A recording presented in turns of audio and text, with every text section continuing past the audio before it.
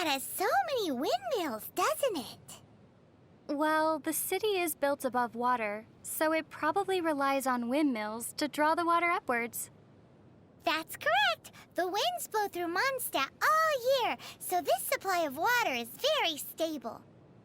Also, the windmills are what they call visible winds, and wind chimes are called the audible winds.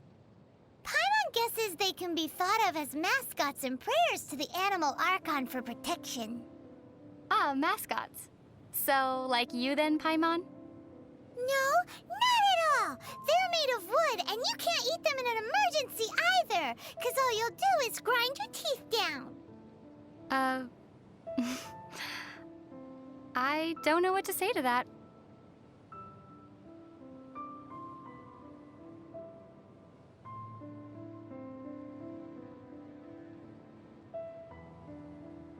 I've heard that if you give tavern owners a considerable tip, they'll be willing to share some information on the down low. You mean the angels share? But Master D-Luke seems like a very rich man. How big a tip is considerable anyway? How big a tip is considerable anyway? Huh. Maybe I might have heard wrong. Or maybe I might have heard this rumor in another world. You sure have been to many worlds, haven't you?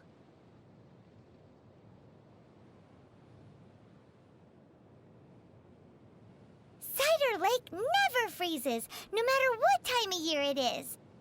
The best apple ciders in Mondstadt can only be made using the fresh water from this lake.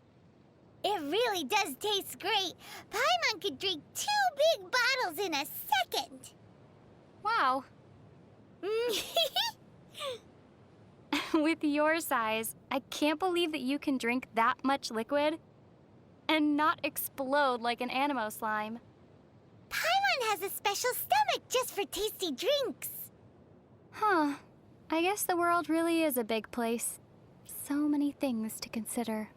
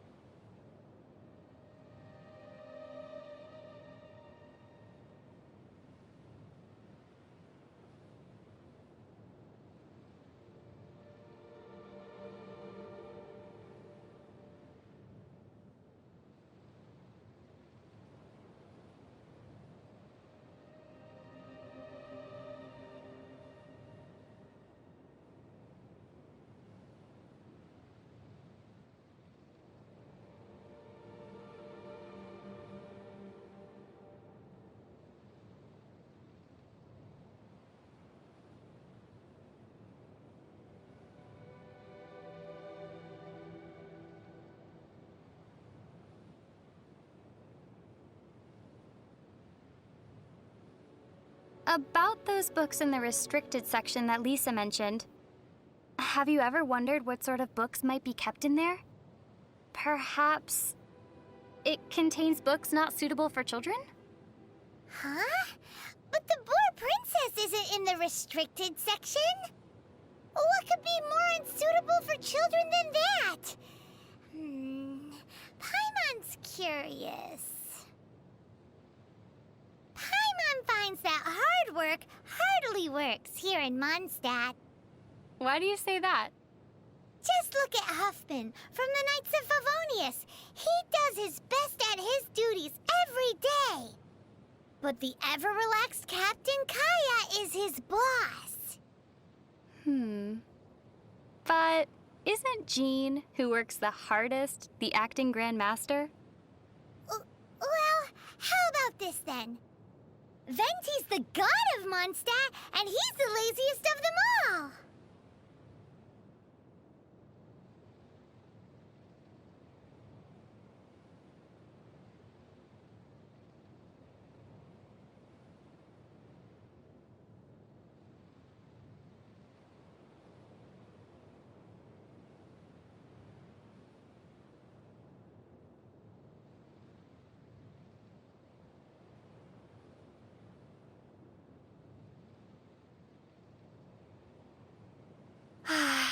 sure would be nice to spend a night at the Goth Grand Hotel.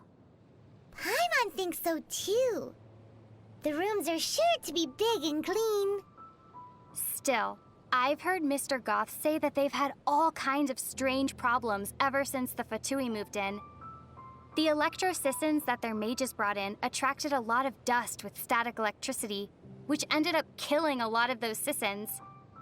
Then, someone mixed up the mist grass pollen and the pepper, and the agents ended up brawling amongst themselves, each insisting that the other owed them money for wine. Hang in there, Goth Grand Hotel.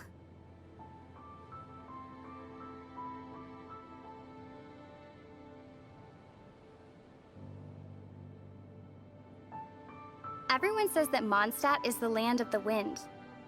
But I wonder which direction the seasonal winds come from. Why don't we ask Venti? He'll probably just dodge the question with a or something. True. The Animal Archon is just a tone-deaf bard. What does he know about the wind?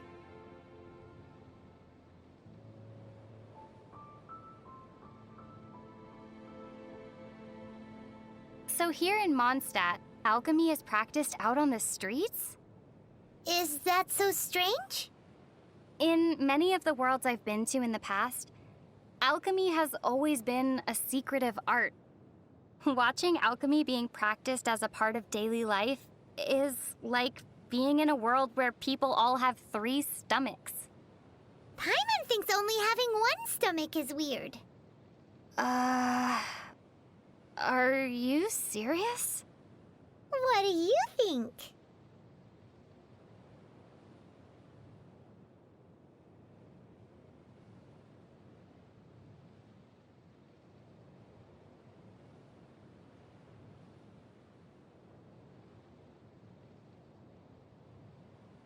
Teyvat's day and night both seem particularly short. The skies here are full of stars, but they aren't the same as the ones back home. I wonder if the fates of people from Teyvat are also related to their constellations.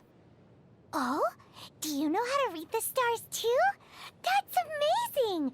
Not a lot of people outside Sumeru can do it. Paimon's curious. Come on, do a reading for me, quick! The night sky pictured on Paimon's cape flows with the light of many stars, and also of the deep ocean.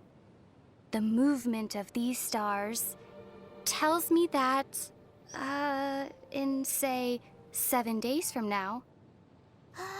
In 7 days what? something good or something bad might occur. Right. Your theory sounds as rock solid as a geo-slime. And about as brainy, too.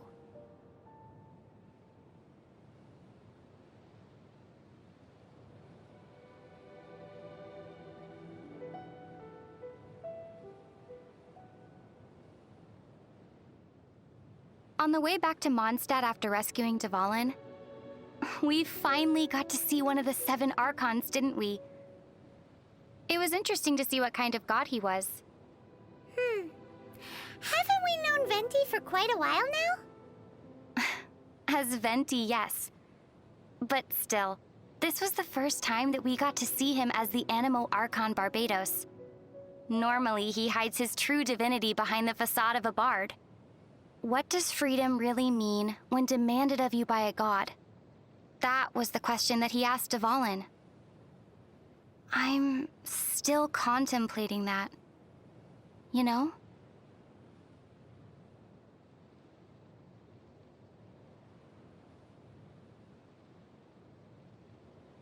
Mondstadt is full of wide plains and rolling hills.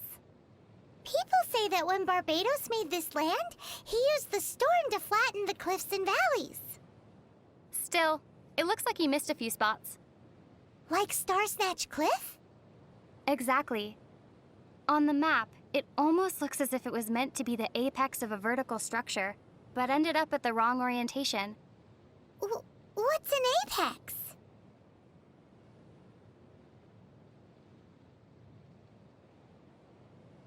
Paimon's heard that couplets are a traditional art form in Liyue. If you can write a line that works as a second half to one that someone else has written, you'll be well paid. But linking the couplet is hard, so it's not easy money. Not only does the rhythm need to match, but the meaning has to as well.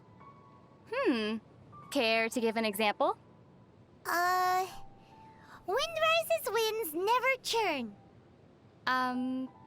But the sea of clouds always return. Huh. Not bad. Let's not waste time here. We've got some money to make.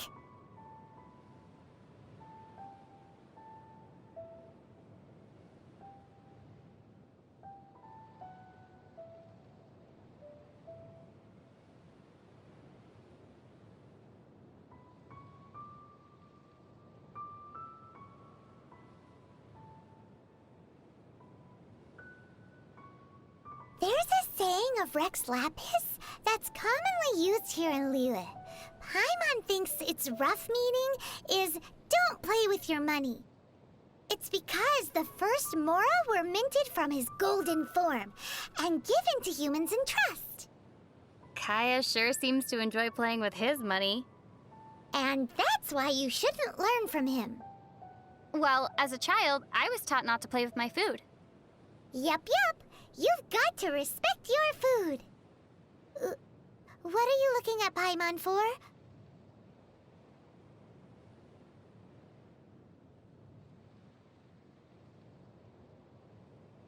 Walk in 7 clockwise circles, then walk in 7 anti-clockwise circles. Then open your eyes. Are you sleepwalking? Nope. Paimon is just trying to see if that antique shop from Heart's Desire actually exists. Well, assuming that a shop in a story does exist, what would you like to buy, Paimon? A slime creator. Does such a thing even exist?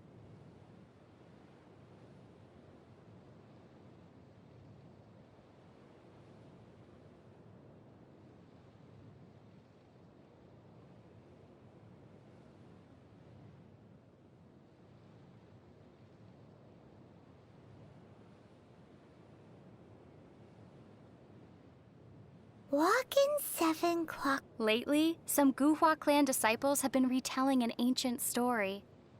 The Guhua clan, huh? Paimon bets it's a heroic story. Several female disciples decided to partake of a contest of arms to see who would marry their male junior, and he approved. Ooh, Paimon's heard this one. In Liyue, they call this a joust for a spouse. But the night before the contest, he stole the eldest disciple's favorite sword. Aw, so she wanted him to lose. Poor guy. I know, right? Forced to use a sword she wasn't used to, the eldest disciple suffered a crushing defeat. Unable to accept this result, she fell to her knees and wept.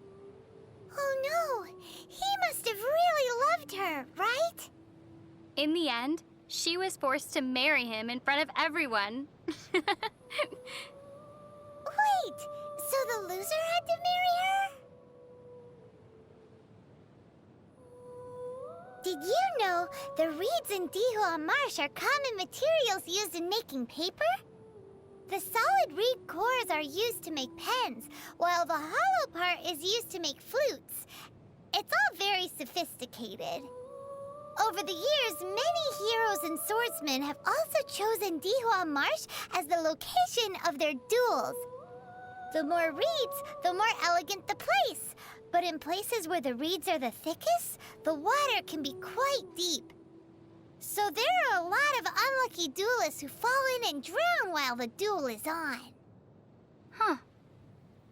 And what's my takeaway from all of this supposed to be? Don't get into a fight in Dihua Marsh!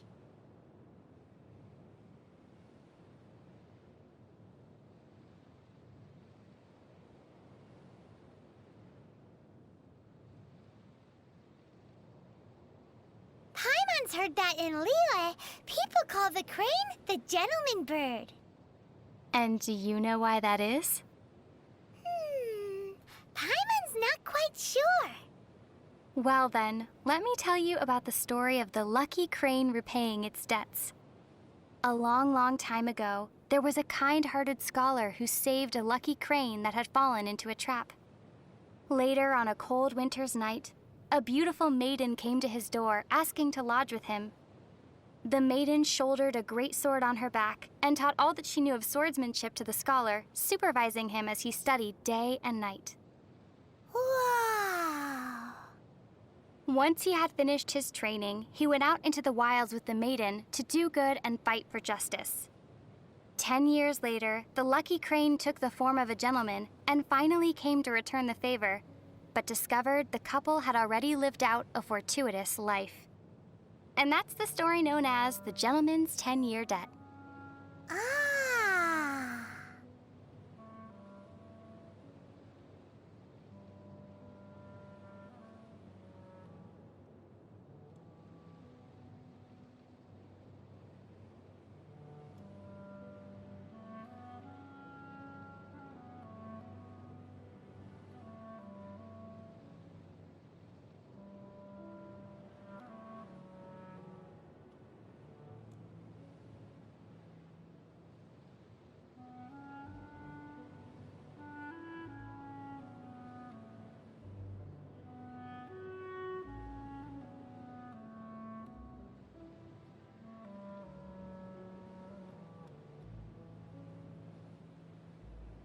Rumor has it that Jueyun Karst is the abode of the Adepti. Wow!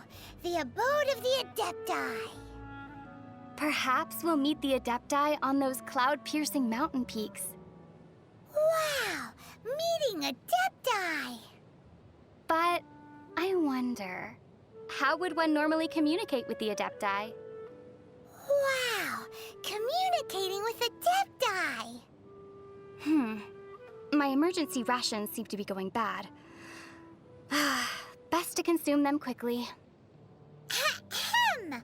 Well, Paimon thinks that shouting from the mountaintop should work. That seems more like a way for getting the attention of a hilly churl instead of an adeptus.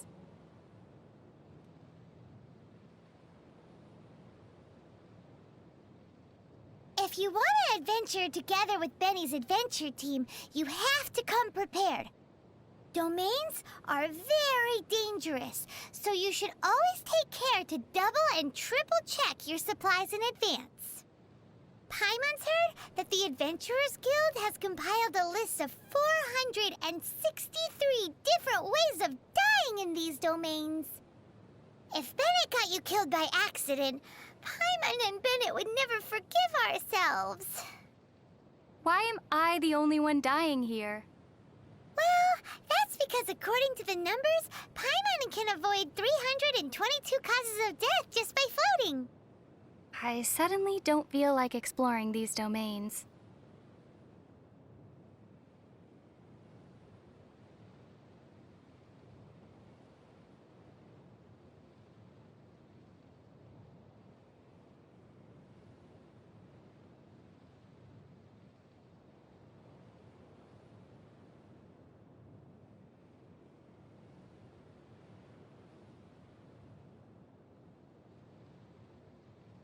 I've heard that Albert, being the leader of Barbara's fan club, sometimes gets bumps and bruises on purpose so that he can go to the cathedral to see her.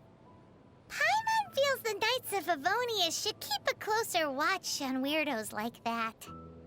But it seems that a month later, Albert discovered that Bennett was managing to see Barbara far more than he was.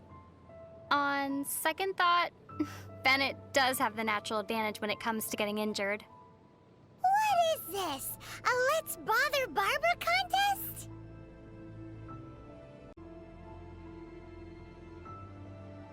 Barbara's really popular, isn't she?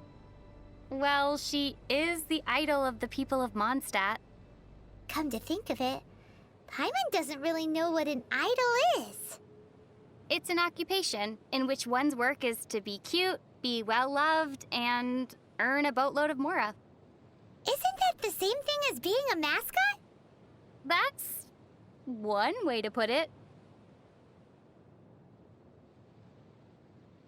Lisa and Amber feel a bit like sisters.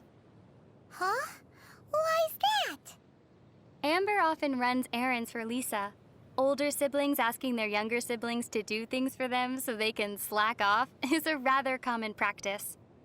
But my brother and I are the same age, so we had to decide these things via rock, paper, scissors. Whoa! So doesn't that make you my younger sister? What do you mean? Well, since Paimon floats, you're the only one who can run any errands. Seriously?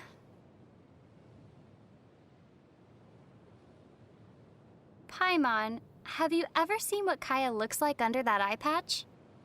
Nope. So it would seem that he never takes it off. Actually, Paimon already knows why. Oh? He must be hiding some big secret. Really? A secret? See, Kaya heads out for assignments more than anyone else. So the skin under that eye patch has to be way lighter than the rest of him. So if he ever takes that eye patch off... He'll definitely become the butt of everyone's jokes. Maybe he'll even get a weird nickname. Like, say, Pasty Eye. Guess he didn't need to take it off to get a weird nickname.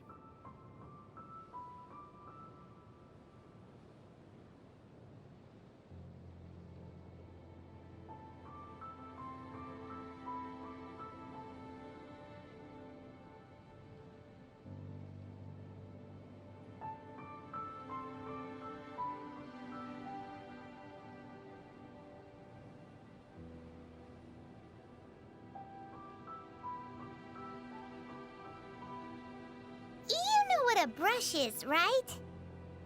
Of course. Kinda like pens, but with animal hair at one end for calligraphy, right? That's correct. They say that finely made brushes sell for high prices among Liyue's merchants. So, would you like to make some too? Uh-huh. But wild wolves are too fierce, so we should use Razor's fur to make brushes instead. Razor's fur is all downy and soft. It'll definitely make great wolf fur brushes. We can make lots of more like this. Brushes made like that would conduct electricity. I'm not sure we could use them. Besides, Razor isn't a wolf, nor are wolf brushes made from actual wolf's fur. Huh? Why are they called wolf fur brushes then?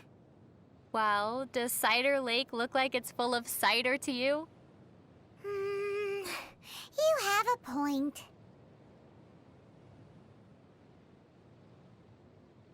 It's time for Paimon's Little Life Tips. Little life tips? In Mondstadt, if there's something you can't fix, or there's something you can't get clean no matter what you do, if you ever run into something you can't handle yourself, you just need to shout this name into the skies. Noel! And everything that's troubling you will be swept away in an instant. So this is one of the tricks to living in Mondstadt. Pretty impressive. Fischl makes a very unique impression, doesn't she? How so? Well, she travels together with a talking raven for starters. Well, I'm traveling with you. It's not all that different. Still, Oz can also translate for Fischl. You, on the other hand. What? Paimon's way better than some bird. How so? Well, at least Paimon doesn't need wings to fly. Speaking of Fischl, she also claims to be a visitor from another world. We're similar in that way. We even bring a pet along with us. Pat? Now wait just a minute here. But her raven Oz, he looks cool and is polite to boot. More importantly, he can both scout and fight. Very useful indeed. Maybe I should make arrangements with Fischl to trade companions once in a while, for, say, a week or two at a time. It should be quite interesting. Hey! Doesn't Paimon get a say in this? you become as popular and cool as Captain Beto? With enough experience? Paimon's already seen lots of things from adventuring together with you. One also needs to experience trials and setbacks. Paimon almost drowned that one time. And maintain an inspirational disposition. Uh-huh. Paimon's always rooted for you. One must also have a mature outlook towards problems. Hey, are you just trying to say that Paimon can't make it?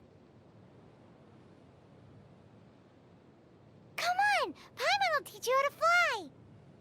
3, 2, 1. Ah, Paimon's gone. Well, whatever. I'm tired. Let's just sit here for a bit. I'm flying with you in my heart. What sort of slime do you like the most? Cryo slimes, I think. You feel cold just getting close to them. You'll need that sort of thing in summer.